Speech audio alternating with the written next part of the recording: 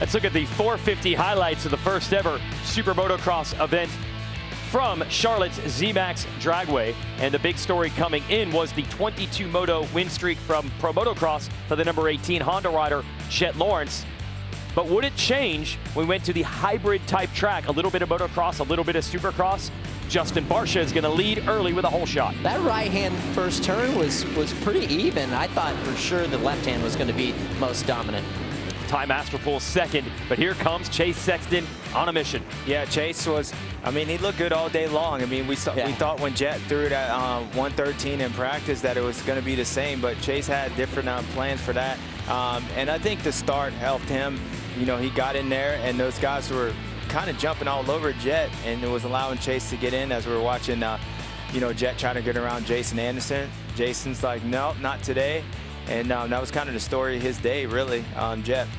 Yeah, really, really lackluster performance from the 18 of Jett Lawrence, especially coming from the dominant Pro Motocross Championship, going undefeated, 22 motos straight, never losing. But if you liked what you saw from the 23 this first moto, you're going to probably like what you saw from him in the second moto as well. Big win to get back on the board and dominate that first moto after a disappointing motocross campaign. Of course, he is your Monster Energy Supercross champ. How about this? All these factory bikes and the HBI Racing self-funded Kawasaki team, Ty Masterpool, beats them all to the start. Yeah, Ty's been doing that all year long, just like the motocross, but you know, he's playing a game of chicken with Roxon, trying to cut him off, but Roxon struggled in that rhythm section, but he nailed it there. And this is where Adam Cincerella had a big crash. Kind of got lucky on riding that thing out, but definitely a bad start to the second moto for him.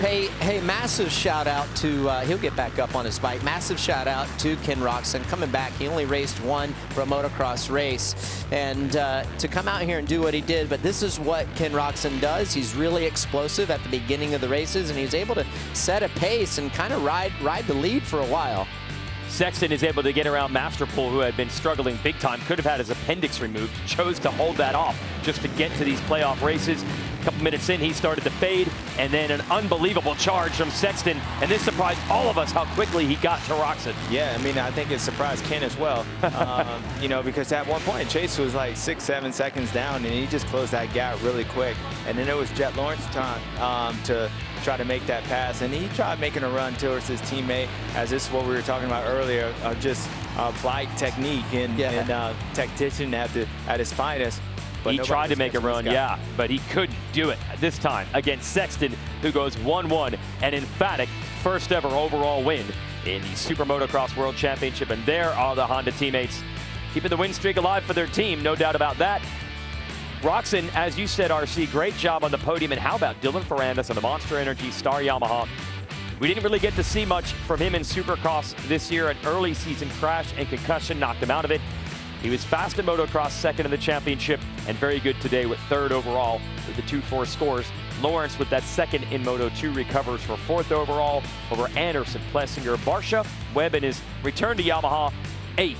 Here are your points. Sexton already had an edge on Plessinger, Lawrence, and everyone else coming into this, and then he scored points today by winning, and that gives him a nice gap of 12 going into our next race, which is his home race in Chicago, because he is originally from Illinois. Well, that's what you wanted to see if you were a fan. All year long, we weren't picking on Jett Lawrence. We weren't rooting against him, but we wanted to see a challenge. Chase Sexton was close. We got the challenge, though, for sure this time. Yeah, we did. Chase Sexton was on. He was on another planet today. He rode great, and he did what we know that he's capable of doing. I mean, he was just spot on, virtually zero mistakes, and it was great to see that from him. Especially, he took a beating in that Pro Motocross Championship, just continually getting beat, then making some mistakes, some forced errors, but nevertheless, a great run. But you know, I still feel like we're trying to learn the playoffs. At least I am. At the beginning, I said you needed to set the tone, but now I'm thinking like, man, you got to execute all of these rounds, especially with double points coming up next week. Yeah, absolutely. I mean, I don't think we can ask for a better beginning. No. We saw the way this outdoors ended, and it could have easily kept coming in as the Lawrence brothers show, but Joe Shimoda and Chase Sexton, they showed us that this playoff is for real, and this whole format and what we've been able to create, the Super Motocross format has brought the best out of all these, not just you know, the guys who won, but, you know, Levi Kitchen was up there, you know, Hayden Deegan, Ken Roxon. It's brought them all out, including the Lawrence guys. So they got 2 more races, and it starts next week. They get to reset and see if they can stop what we just saw today. Yeah, lots of homework for these riders and teams to do now that they have one under their belt. So we've all learned a lot today. Will, Christian, down on the track, I'm sure you have, talking to everyone all afternoon and even yesterday. So I think it's been a good weekend and quite a learning experience for everyone as we reset for Chicago. Oh, absolutely. It has been fascinating watching everybody go through this process here. You know, both yesterday, obviously, because we were able to see all the guys out on track there yesterday and today. The questions that I kept sort of asking them to start things off is, you know, how do you go about this? What's the strategy? What's the bike setup? And there was a lot of sort of just like, we don't know. We don't know, you know, it's because they don't. This is new. That's the whole point. SMX has worked exactly as it was supposed to do, which is essentially, you know, throw a little bit of a curveball in here, make something new, and find out who can figure this out. And today was a perfect example of going, all right, you didn't quite figure it out today. Maybe, you know, you got there with some of the guys, some other guys shone and felt like they were more prepared and gelled with it.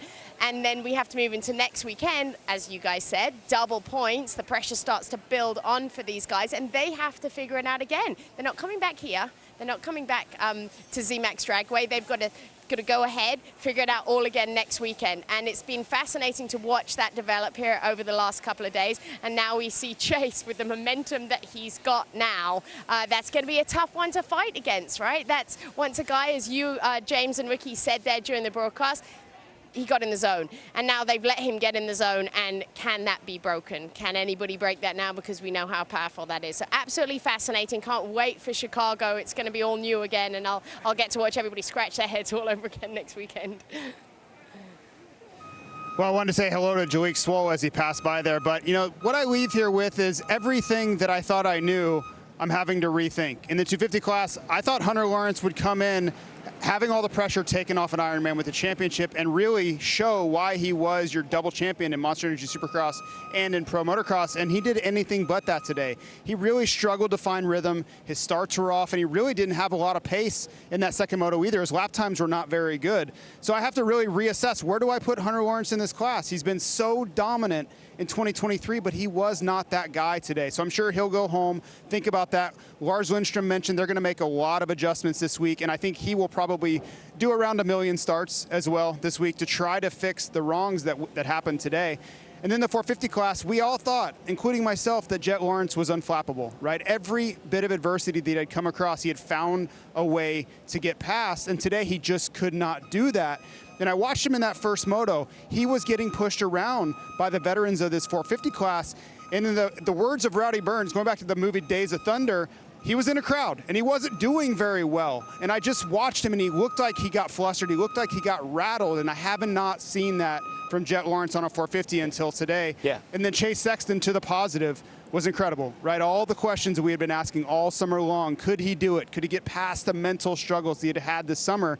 He proved he could today, and he did not look fazed at all by Jett Lawrence or anyone else in this field. So, again, leaving here everything that I thought I knew, and I could have predicted what was going to happen today, I would have looked very, very foolish.